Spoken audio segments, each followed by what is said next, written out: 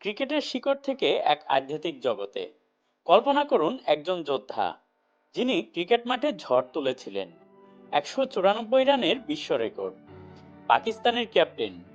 কিন্তু একদিন সবকিছু বদলে গেল। হ্যাঁ বন্ধুরা, বলছি সাইদ আনোয়ারের গল্প। গ্ল্যামারের রাজপুত্র থেকে আধ্যাত্মিক জগতের যোদ্ধা। 1968 সালে করাচিতে জন্ম নেয়া সাইদ আনোয়ার ছিলেন পাকিস্তানের ক্রিকেটের সোনালী ছেলে।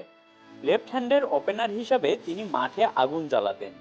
1997 সালে চেন্নাইয়ে ভারতের বিপক্ষে 194 রান, তখন ওডিআই রেকর্ড। ক্যাপ্টেন হিসাবে দলকে নেতৃত্ব দিয়েছেন, বিশ্বকাপে ঝলক দেখিয়েছেন। কিন্তু এই সাফল্যের পিছনে লুকিয়েছিল এক অন্ধকার ছায়া, যা তার জীবনকে চিরতরে বদলে দিল। 2001 সালে সাইদের জীবনের সবচেয়ে কালো অধ্যায়। তার মাত্র 20 মাসের কন্যা বিনতে সাইদ অসুস্থ হয়ে পড়ে। ডাক্তাররা বলেন লিভার ফেইলর। সাইদ সবকিছু ছুঁড়ে ফেলে মেয়েকে বাঁচাতে ছুটে যান পাকিস্তান থেকে আমেরিকায়। কিন্তু ভাগ্যের নির্মম খেলায় মেয়েটি মারা যায়। সাইদ ভেঙে পড়েন। ক্রিকেট, সাফল্য, সবকিছুই তার কাছে অর্থহীন হয়ে যায়। তিনি বলেন, আমার জীবনের সবচেয়ে বড় শিক্ষা এখান থেকে এসেছে। এই ট্র্যাজেডি তাকে ধর্মের দিকে টেনে নিয়ে যায়।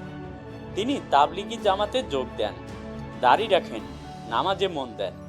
ক্রিকেটের গ্ল্যামার জীবন ছেড়ে আধ্যাত্মিক যাত্রা শুরু করেন। 2003 সালে অবসর নিয়ে সাইদ পুরোপুরি বদলে যান।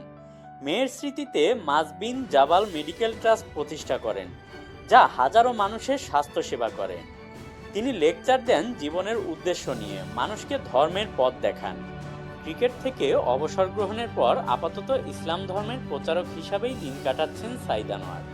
ক্রিকেট সংক্রান্ত আর কোনো অনুষ্ঠানেই তাকে সেভাবে আর পাওয়া যায় না।